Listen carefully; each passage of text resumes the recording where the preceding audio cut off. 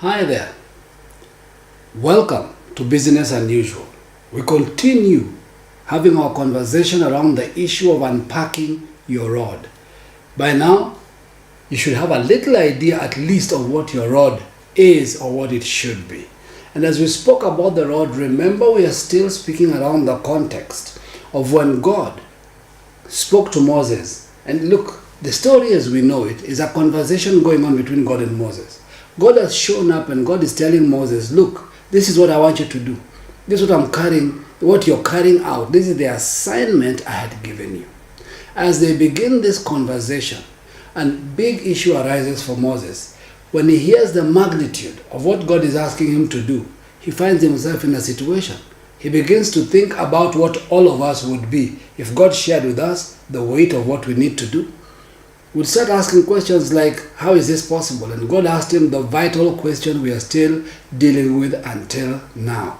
Moses, what is in your hand? And as time goes on, and if you follow the story, we begin to realize what seemed like a simple rod in his hand turned out to be an amazing tool in God's hands to do the impossible.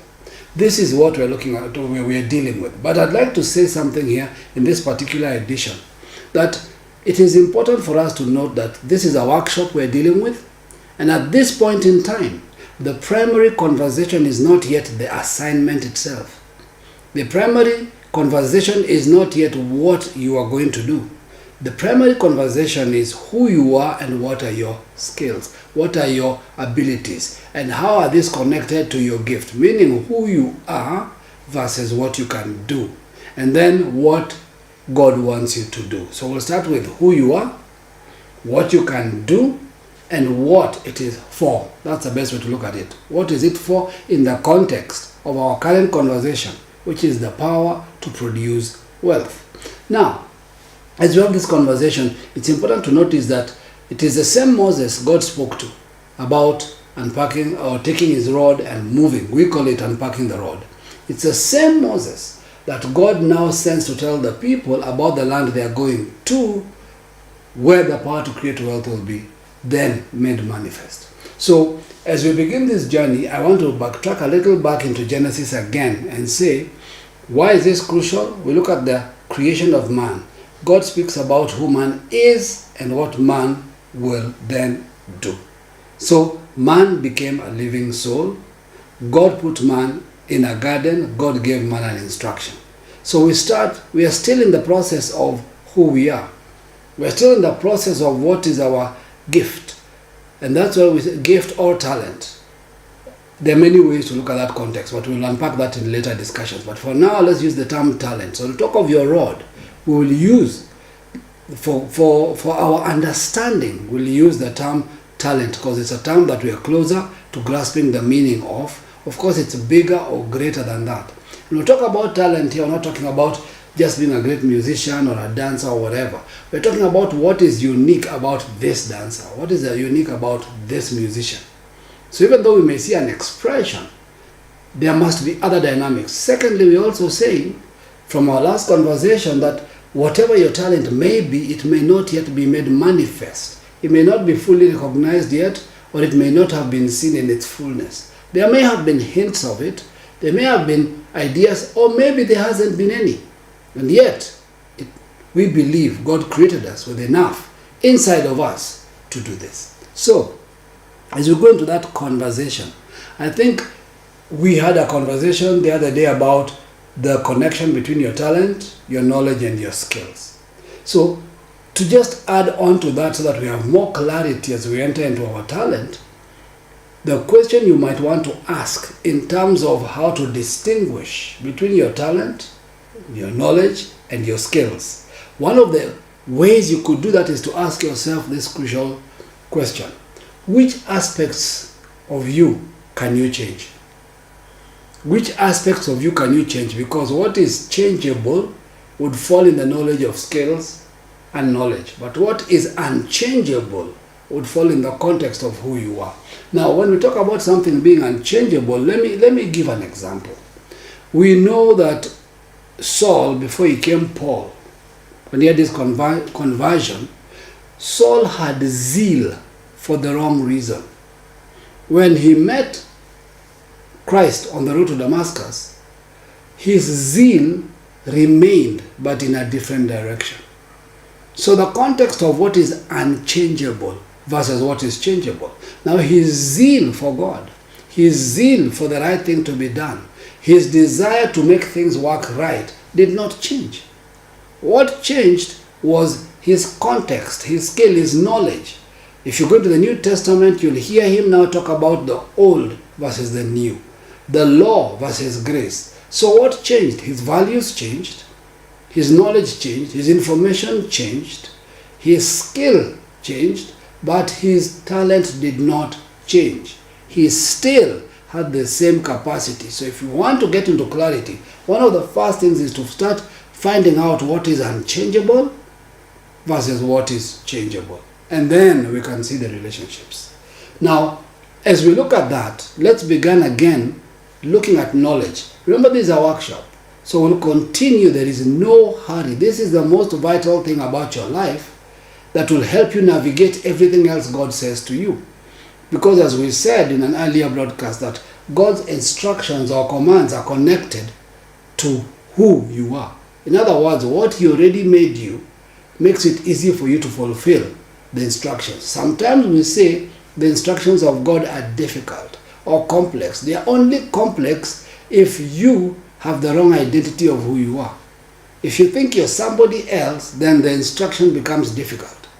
But if you're who you know you truly are, the instruction becomes easy. That's why Jesus would say, "Come unto me, all you who labor and are heavy laden." Now, labor is work. Who labor? But in the context of toil. Meaning you're doing so much, you're carrying so much burdens. He says, "Come to me and I will give you rest." And then it's interesting. Rest from what? Rest from assignments nobody gave you. Rest from activities that did not actually come from Him. Rest from concepts and ideas that are not going to benefit you on the journey you're going into. So what does He do instead? What He says is, "My yoke is easy and my burden is light." Now those terms are very strange terms. The word light there means easy for you to carry. Did you know that what is light for you may be heavy for me? What may be easy for you may be difficult for me. So the context of that scripture is that He's telling you, when you come to me, I will get you to an understanding that you may be carrying burdens, you may be tied to yokes, you may have given you assignments that have nothing to do with who you're created to be. And therefore they are heavy, they are tedious, they are tiring, they are stressful. But when you come to me, I will not only first give you your identity back, I will now give you the right assignment, the right information, the right burden to carry, and it will be easy and light. Meaning you were designed for it, you'll maneuver it without any stress whatsoever. Now, having said that, we need to come to another contextualization of the two terms we've been using, knowledge and skills, because we asked, what aspects of you can you change? So, for the context of our conversation, we look at knowledge. And knowledge must be understood in this way. First, I'd like to split knowledge into two distinct aspects, so that there are two types of knowledge that we'll be referring to every time you hear us use the term knowledge. Because knowledge is a wide term used differently in different contexts. But for the context of our conversation, where talent is connected, where who you are is connected, what you're skilled and best at is connected, we have to look at knowledge in two distinct types. The first type would be what we call factual knowledge. Factual knowledge, or what some people may refer to as content. Factual knowledge. Now, let's take an example. When you want to learn a language, you need to learn the vocabulary, how words are used. Notice you want to learn a language. So you're going to get knowledge in this field. So you have to learn what is called factual knowledge. How is the vocabulary used? What is it used for? In which context? That will be factual knowledge. Another example would be a pilot. A pilot needs to know what a call sign is. You know, me and you sitting in an aircraft, when we hear those terms, Roger, when we hear all those numbers they give each other, we have no clue what they are saying. The idea is this: to be in that field, you must learn what is known as the protocols. The protocols and the call signs, which have to do with that environment. So even though he's a pilot, there is a level of knowledge he must have, he must acquire to operate properly in that context. I'm giving diverse fields. Let's take nurses, for example. A nurse must know exactly how to interpret a prescription and how to dispense it. The right dosage, the right procedure, the right tools needed in surgery. The nurse must have factual knowledge of those kind of things that are required in the context of when something needs to be done. So factual knowledge does not guarantee excellence. The fact that you have factual knowledge doesn't mean you're going to excel, but you can't excel without factual knowledge. I'll say that again. Factual knowledge does not mean that if you have factual knowledge, you have a lot of information, you have update data on a matter, it's going to give you excellence. But if you're going to excel in anything, you will require knowledge, which means because of the intent to excel, you will not only acquire the necessary but also the right kind of knowledge to be able to excel in whatever you're doing. Otherwise, you'll have knowledge for the sake of knowledge and excel in nothing. So, the reality is this. An example would be a painter. If a painter who is talented in painting has no factual knowledge on how to mix colors, no matter how good a painter they are, they'll find themselves being limited in their painting. But getting factual knowledge on which color mixes with which one to create which color, suddenly their talent reaches a new level of quality because of factual knowledge. So factual knowledge is important.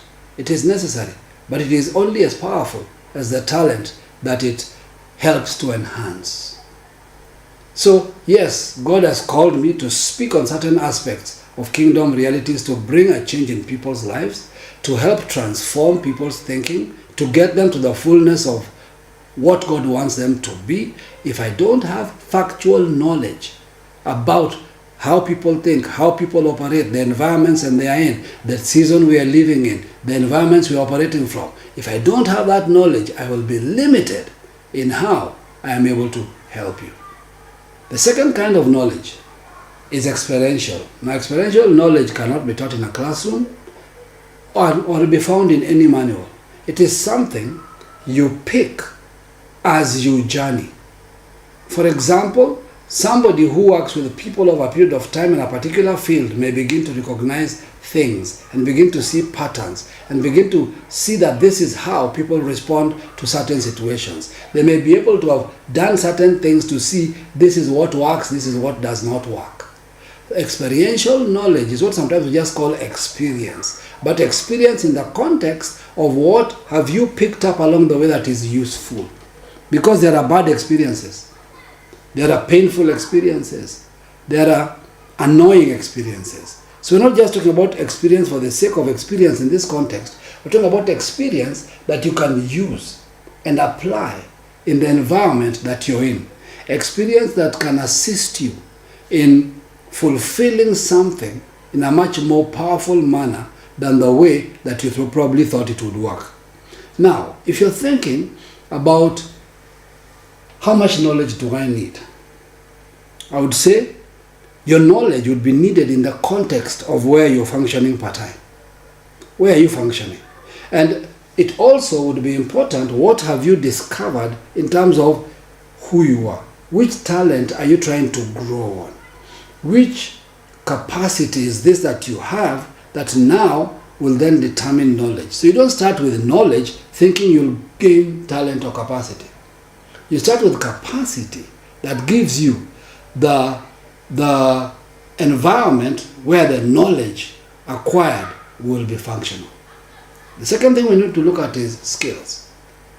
Now, why are skills important and why did I put knowledge before I talked about skills? Because skills generally is arranging things in a particular order to get a result. Skills is putting structure to knowledge. Skills is the ability to now apply something that you know. It means that whatever activity you're involved in, at some point you'll have to work out in which order do certain things need to be done.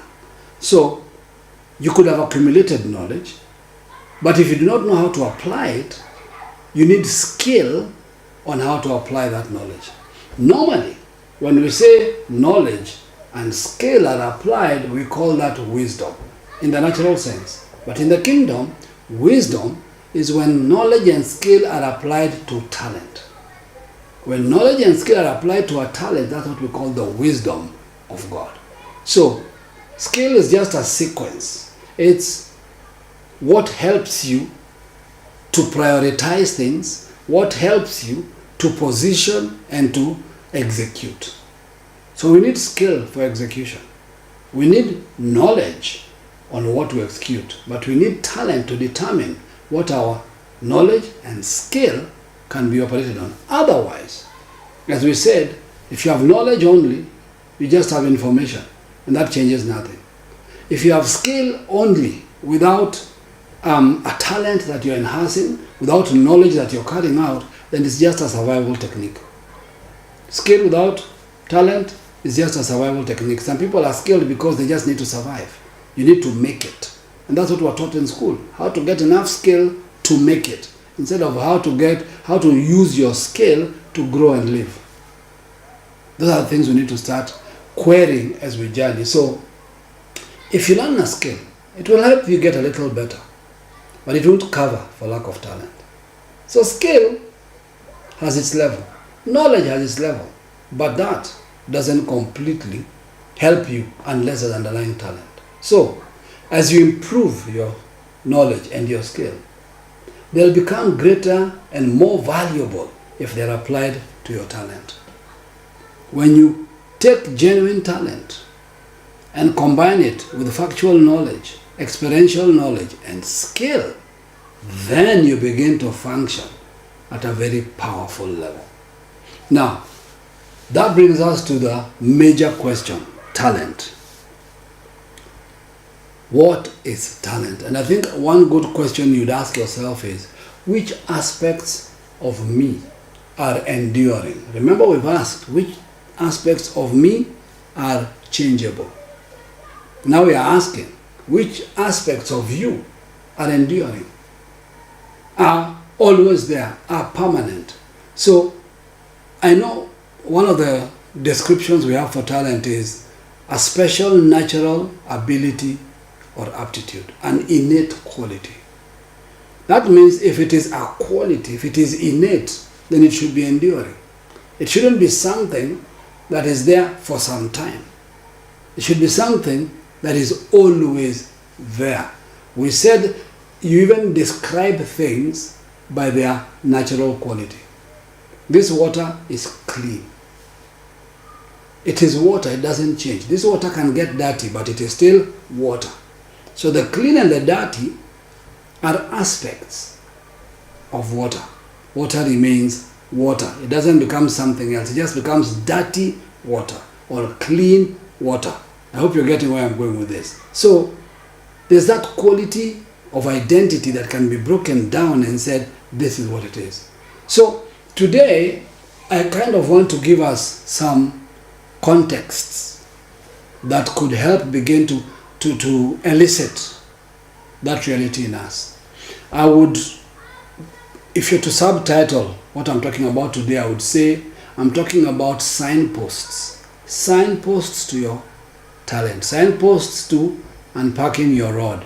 Things that could help you, that clues that could lead you, that would begin to wake up that part of you that may not be fully functional, or things that would inspire you to put more strength and energy in that which really matters, that which can bring change not only to you, but to those around you.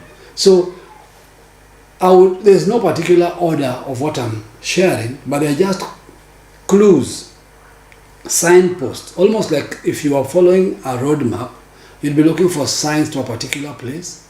So I'm trying to give you signposts on a journey that would help you navigate the journey to who you are, the journey to your talent, the journey, and sometimes it could be multiple talents.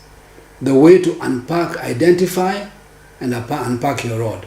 So today we are dealing a lot with the issue of identifying that rod.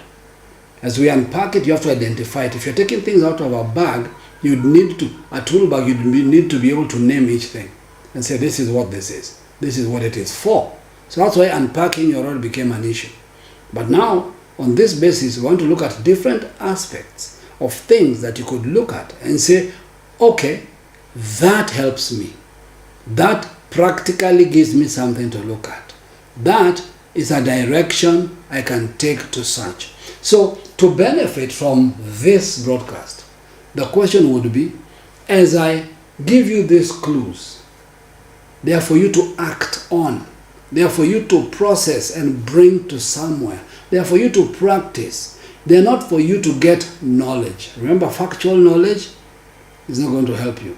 They are for you to dig deep into your own reality, some of them into your history, some of them into your relationships, your social circles, your operations, some into your thoughts, some into your reasonings, some into we're really looking at you. We're trying to look at the man in the mirror. What do you see?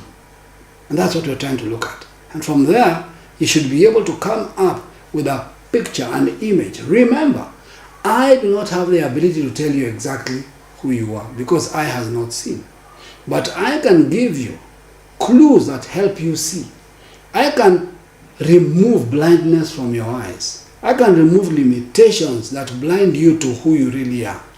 I can probably navigate and deal with areas that have been used to obscure that reality through experience, through life, through school, through journeys, whatever it may be. But even as I do that, your part must exist. The part where you take up what you hear and you're able to move from that position. So I'll begin from a context of scripture that we know. When the discussion comes up with children, some children come and they want to see Jesus and the disciples have a problem with it. And then Jesus makes a statement. He says, let them come to me. And then he says something interesting. He says, unless one becomes like a child, he cannot enter the kingdom of God. Now that statement is a loaded statement with various levels of truth. Today, the one we want to draw from it is in the context of who we are. He says, unless you become like a child, you cannot enter the kingdom. Now that becoming like a child is what we have to ask. What does that mean? This is not, and I've joked about this many times, he's not talking about you being childish or foolish. He's talking about being like a child. There's a quality of being like a child that is so unique that it gives you easy access to kingdom things. That's an amazing thought right there. That there are certain aspects of being an adult that limit us from easily accessing the kingdom.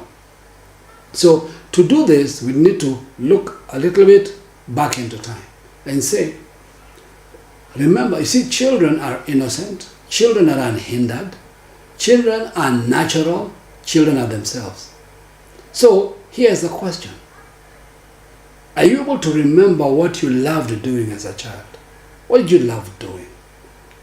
What are the habits and things that were so natural to you and yet they were fun? You were okay with them. So we're going to be dealing with two aspects throughout this journey. There's the aspect of you enjoyed what you did, yet you are good at what you did. Now it is true that there are some scenarios where you're good at something but you don't enjoy. That's a different story. We'll talk about that later. But we're talking about the most natural position. Today, if you left children alone, they would not sit in a corner. If you left children alone, they would find something to do.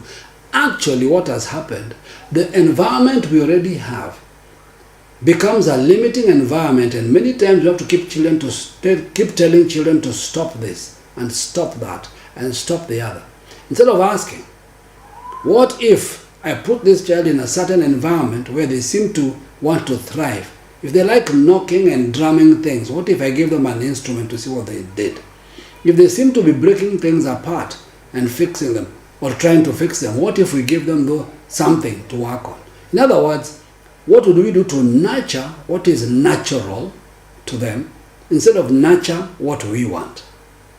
Because many of us have been nurtured in culture, we've been nurtured in all sorts of aspects, and not necessarily nurtured in the context of what we were supposed to be. This is interesting. So, what are those natural things? What is it that you were good at? What are the things that you tended to do? What are those things that were so natural to you that time just passed? What were those things that you grew up that people identified you with? What were your past behaviors? What were your likes and your dislikes?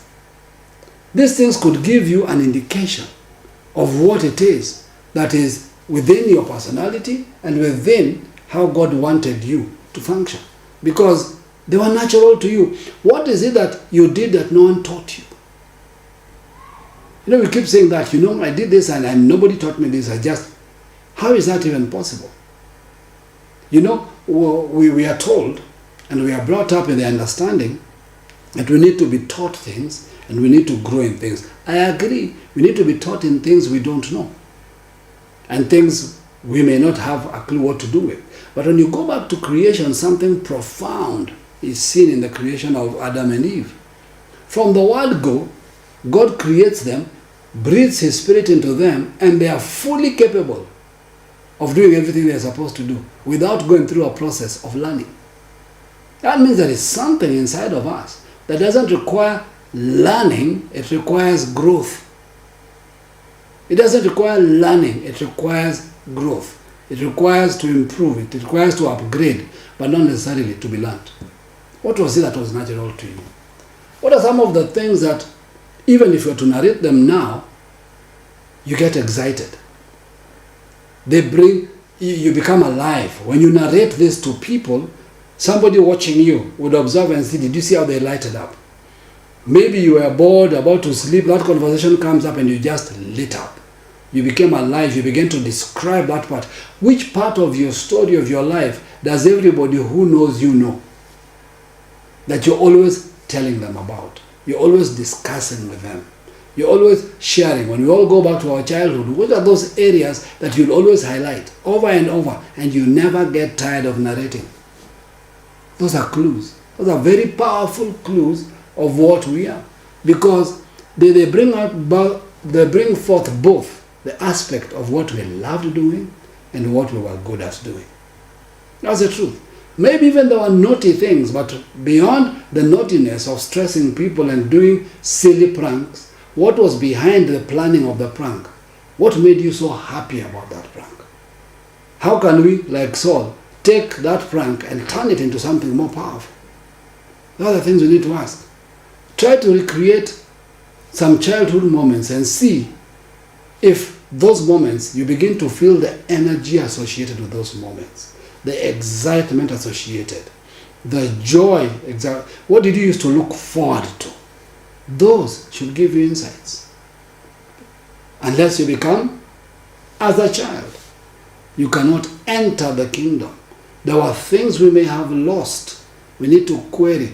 Listen whether somebody told you to stop or not. The question we're dealing with now is not what happened to you. The question we're dealing with now is what did you enjoy? The question we're dealing with it now, what did you do naturally? The next thing I want us to look at is connected to this exactly. Sometimes it's something we need to do. Observe what it was that friends and family said about you as you grew up. What was highlighted about you? Sometimes you need to ask friends and family, especially if you have older siblings or your parents are still alive, have a conversation. Maybe you forgot, maybe time erased something. Ask them, what was I good at?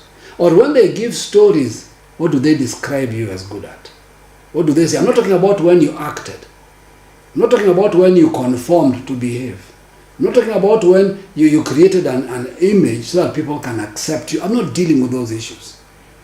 You have to connect it to the first thing I talked about. Did it give you joy? Was it vibrant? Was it something you'd rather do? Is it something you are happy to do?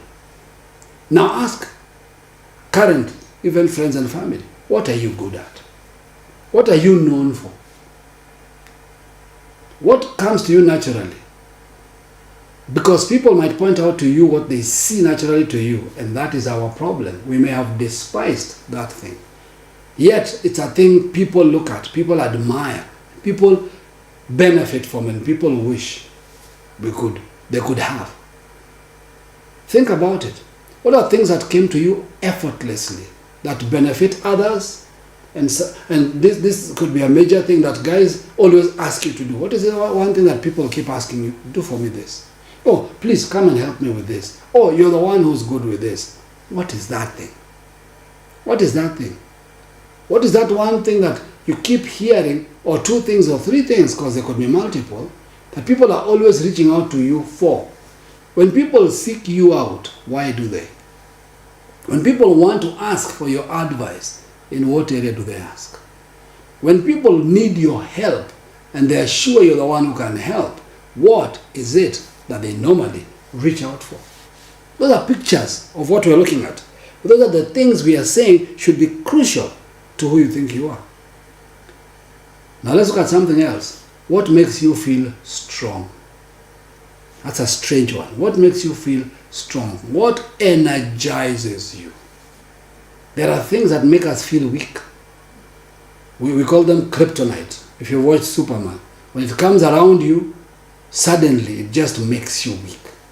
But what are the things that make you feel strong? What are the things that when you do, you feel better? What are the things that energize you, that even as you're doing, you feel so effortless and so easy? Because that is crucial. The thing God put in us is supposed to be a benefit to us. It's supposed to make us look good, feel good, journey well. It's supposed to expand who we are. Actually, when you're doing the things that are natural to you, you don't even seem to age. You seem to grow younger and more robust and happier. What makes you stronger? What gives you satisfaction? This is really what talent ultimately that God gave us is about. It's supposed to strengthen us and give us life, and that life is supposed to then pour out into others and bring the same life to others. You can't have something that is negatively eating you up and expect that thing to be a benefit. Let me say it this way. If you go back and think about your days of school, there'll be favorite teachers and teachers you wouldn't like. And if you really check it carefully, it would rarely be anything to do with the actual subject. Normally we think it was the subject. They could be, but maybe 5%. Many times, if you found a teacher who loved what they are doing and enjoyed it, that energy affected you. You may not even be crazy about that subject, but because of them, you understood it. There could be other teachers who could have come across to you, and no matter how good that subject was, you were also stressed, even if you liked it, because they had no business teaching it. They learned a skill for survival, but they had no talent in that project. The most powerful classes were the classes where it appealed to who you are and the teacher enjoyed what they were doing. Those are the people we refer to as our best teachers. Those are the teachers 20, 30 years later. I know some of them. I remember their names to date. There are some teachers I have no clue. I cannot remember their name nor what they taught. What does that tell you? It has to do with the thing that makes you strong. And it comes flawlessly and easy. It makes you strong, but it is easy for you. You are good at it. Listen, when we are good at something, no matter how difficult it is, to the people watching us, it appears to be very easy. The truth is, it is natural to us. If they try it, it is difficult. When we do it, it appears easy. Why? Because we get stronger. The more we do it, the better we become at it, the stronger we become at it, the more efficient we become at it, the more enjoyable it is. Interesting journey. This is how we were designed to be. And when we do that, that energy, whatever it is we are good at, usually is good for people. Interesting. I'm good at it, but it's good for you. That's really how we were designed to function. That it will always benefit. See, our inner sense always draws us to the things that make us feel calm and content. If you want to know something is for you, when you're at it, there's a calmness that comes upon you. There's a peace that comes with it. When you're in the midst of what you enjoy doing, time stops, life becomes calm, you become cheerful, you're comfortable. When you meet people, suddenly you are likable. Why? You're likable because that's the energy, the strength that comes from that thing you're doing. It actually affects you in a way, but it infects others. It has that capacity to bring life to others. You know, it's funny, Jesus said, I am the way, the truth, and the life. Now, the disciples at a time when Jesus asked them, do you want to go? They said, where do we go? You have the words of life. So it's interesting. He is life, he produces life, and he gives you life. And that is what, when people asked him, have you eaten? He said, my meat, my will is to do the will of my meat, my food, that which energizes me, that which gives me life, is to do the will of the one who sent me and to complete it, to finish it. What does that tell you about you? Your meat, your food, what gives you the greatest satisfaction is to do the will of the one who sent you. Why? It's interesting. He said, my food is to do the will. Now please understand this. You cannot say your food is to do the will if you don't like the food. That's torture. Just watch a child who doesn't like a certain kind of food and the kind of battles they have with their mother. I know that I'm a grandfather and I can see sometimes those battles. But there's food that the child loves and they keep chasing it and they want it. And yet, some of the food they like is good for them. So it's a good thing that they like good food that is good for them. Now that's how God is.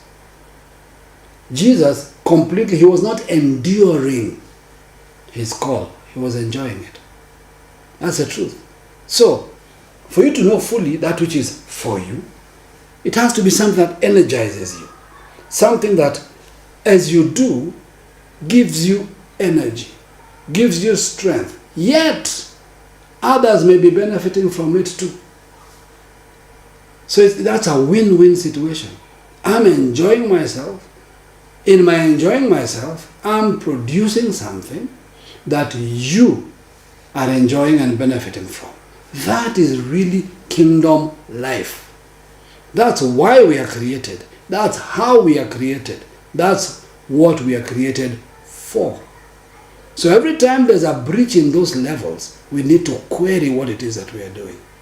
Now, there are times that you must think about and recall what made you feel good about your life. Go back. What is some of the things that you did that made you feel so good about yourself? You felt so powerful in that moment. You felt so full of life, you'd want that moment to last.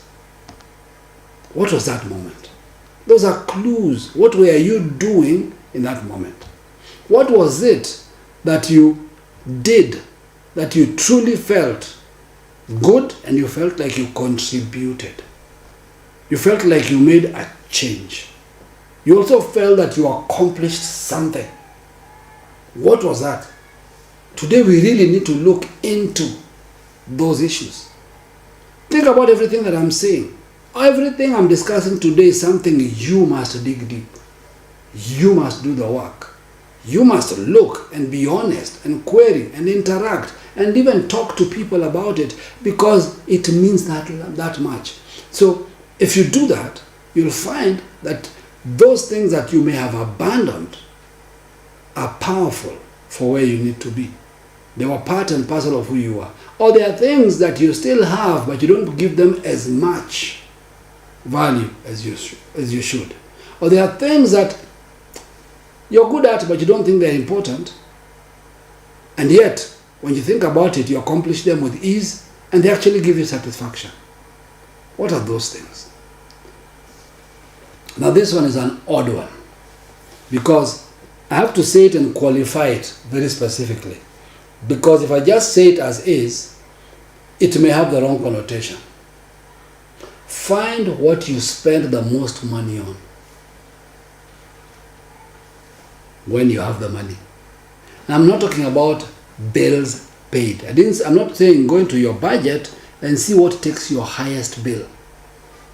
I'm not saying go into your budget and look at your finances and where the most money goes. No, we're not doing an accounting budget measurement here. I'm talking about spend. What do you spend? Now the word spend here means you use it without fear of loss. In other words, when that money leaves you, it may not give you a monetary return, but you feel that it was worth releasing money into that environment. What do you spend money on? And I'm not talking about risky habits. I'm not talking about things you do to ease pain in your life. Because some people spend money to ease pain. No. I'm talking about that thing that excites you, you're happy with, and you're comfortable spending your money on. And check, not once, not twice, but if you look into your history, not of budgets, not of bills, but whenever you have what I may call free money in your hands, whenever you have money that you feel this is okay, and you're not responding. In fact, let me try and eliminate. You've not been wishing you could eat burgers and money came and you went and bought burgers. That's what I'm talking about. You've not been wishing you could watch a movie and when money came you went and watched a movie or bought a bag or a shoe. No, I'm talking about something different. I'm talking about those things are not an issue. Those things, assume you already have them. Then money came and you wanted to spend it. What would you spend it on? Good clue. Maybe you've not even thought about what I'm asking you. Maybe every time money comes, you prioritize it according to what is important, what is at risk, what if not fixed is a problem, what if I don't spend money on this, if I don't pay for this, I'm in trouble. Those are not the things I'm talking about. I'm talking about if I had easy money in my hands and it was not allocated to something, what would I naturally spend that money on? That's what I'm talking about. You'll be surprised if you check your finances for the last 12 months and remove bills, remove pending payments, remove investments. Notice everything I'm eliminating.